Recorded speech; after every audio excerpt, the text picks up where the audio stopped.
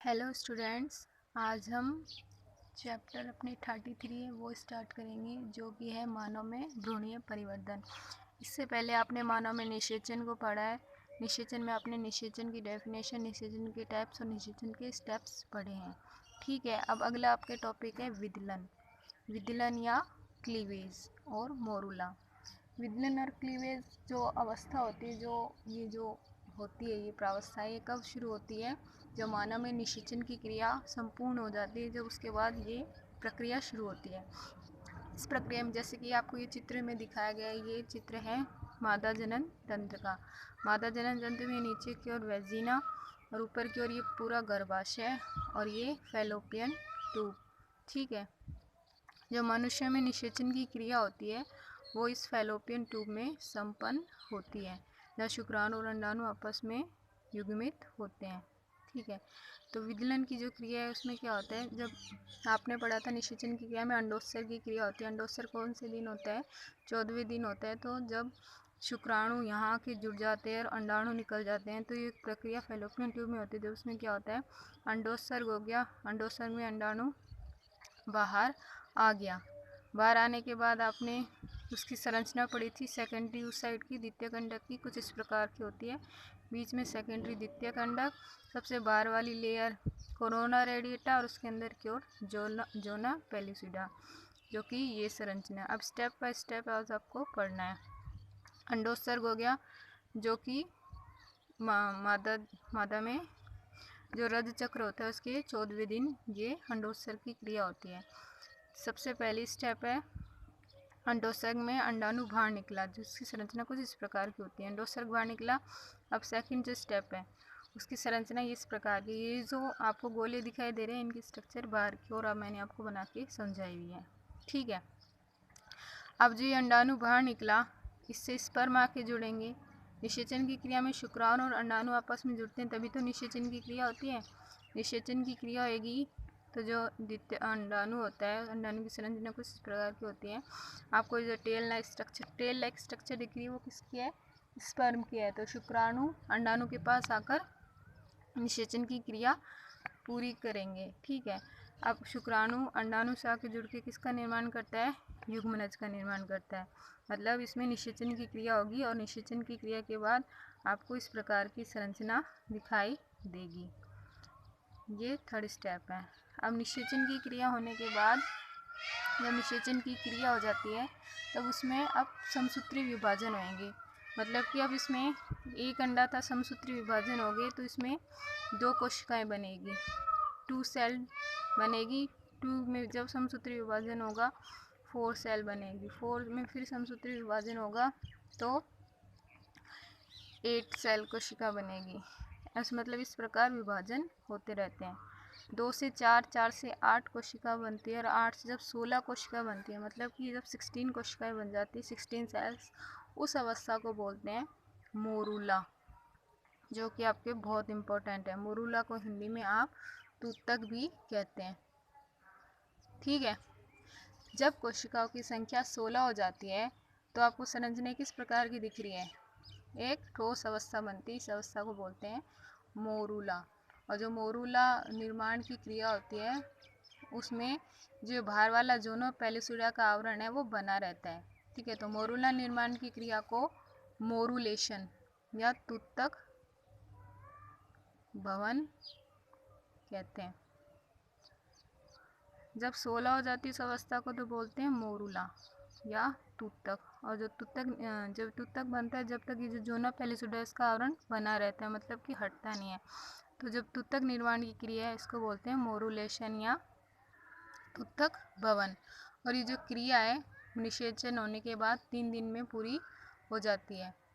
ठीक है, जो तूतक होता है इसका जो बाहरी आवरण होता है जोना पेलिसुडा, ये भ्रूण को माता के गर्भाशय में ही रोपित करने में सहायता करता है। अन्य कहीं भी है उसमें रोपण से बचाता है, मतलब कि और कहीं भी वो उसको चिपकने नहीं देता है।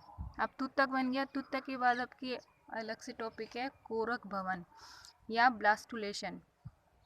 अब जो 16 कोशिकाओं से समूह है उससे आगे जब अगली 32 कोशिकाओं का समूह बनेगा, उस अवस्था को बोलते हैं ब्लास्टोसिस्ट। ये कितने दिन में संपन्न होती है? 5वें दिन में।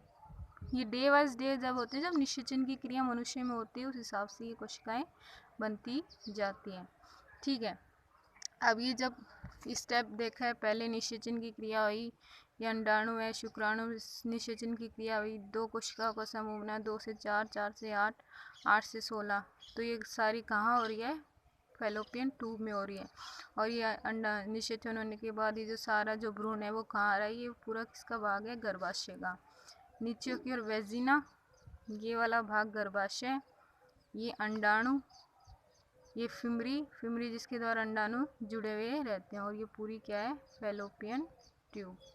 ठीक है, अब अंडाणु यहाँ तक आ गया है, मतलब कि जो निषेचित अंडा है वो यहाँ तक आ गया है। आगे है कि गर्भाशय में जब ये मोरूला पहुँच जाता है तो इसकी कोशिकाएं बाहर की ओर परत बना लेती है, मतलब कि बाहर की ओर जब ये यहाँ पे आ जाता है इस यहाँ पर, तो बाहर की ओर परत बना लेती है, उस परत को बोलते हैं आप ट्रोफोब्लास्ट।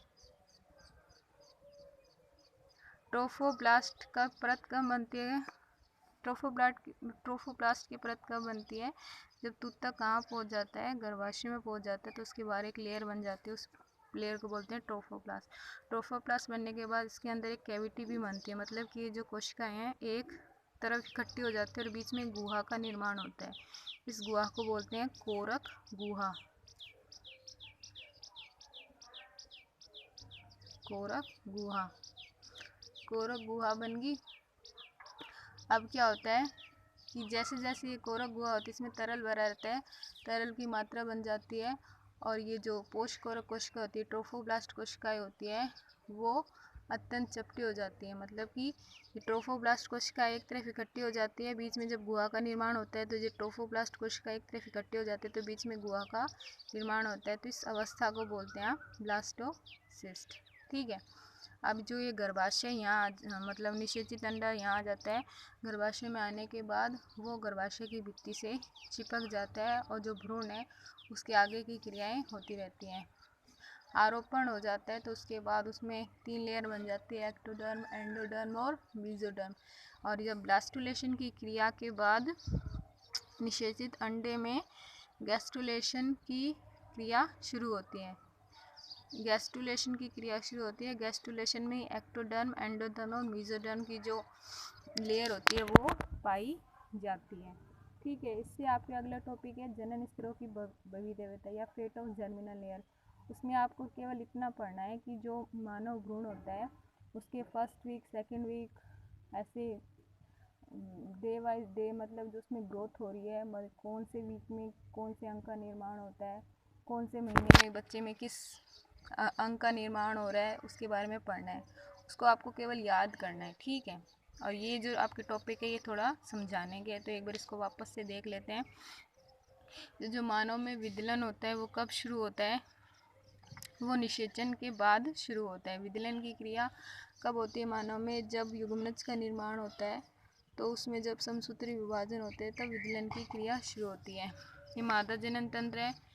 ये अंडोत्सर्ग की क्रिया हुई, अंडोत्सर्ग में अंड बाहर निकला, शुक्राणु से आके जुड़ा, निषेचन की क्रिया हुई। फर्स्ट डे निषेचित अंडा है, उसमें समसूत्री विभाजन हुआ, 2 कोशिकाएं, फिर 4 कोशिकाएं, 4 से 8, 8 से 16। तो ये कौन सा हो गया? मोरूला। 16 कोशिकाओं के समूह को क्या बोलते हैं? मोरूला। ठीक है, अब क्या है, मोरूला के बाद क्या बनता है? कोरक भवन बनता है, ब्लास्टुलेशन। मतलब जो तूतक है उससे कोरक पुट्टी के निर्माण की क्रिया को ब्लास्टुलेशन कहते हैं। मोरूला बन गया। मोरूला में आपने पढ़ा है जोना पेलुसिडा पाया जाता है। जोनो पेलुसिडा होता है वो जो भ्रूण को अन्य कहीं रोपण से बचाता है। इसके बाद जो पोषकोरक एक लेयर का निर्माण होता है तूतक में, जिससे कि ट्रोफोब्लास्ट कहते हैं।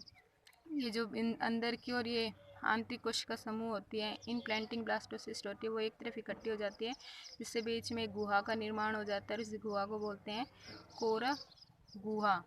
जो पोषकोरक कोशिकाओं की सहायता से कोरक पुट्टी गर्भाशय के एंडोमेट्रियम से चिपक जाता है, मतलब ट्रोफोप्लास्ट कोशिकाएं होती है उसके सहायता से जो ब्लास्टोसिस्ट होती है वो गर्भाशय एंडोमेट्रियम से यहाँ भ्रूण होता है वो यहाँ चिपक जाता है गर्भाशय में, ठीक है। और ब्लास्टोसिस्ट से बाद में क्या बनता है, गैस्ट्रुलेशन की क्रिया होती है जिसमें 3 लेयर का निर्माण होता है, एक्टोडर्म, एंडोडर्म और मेसोडर्म। अब तक जो आपको पढ़ा है इस यूनिट में उसके अच्छे व साफ सुथरे नोट्स बनाइए जो कि आपके आगे काम आएंगे, और हर चैप्टर को साथ के साथ आप पढ़ते जाइए जिससे कि बाद में आपको एक साथ याद करने में दिक्कत ना आए। बिल्कुल सुंदर साफ लिखिए जिससे आपको भी समझ में आए और पढ़ने वाले को भी समझ में आए। डायग्राम है आपको वो पेंसिल से बनाना है, पेंसिल से ही डायग्राम को बनाने की कोशिश कीजिए।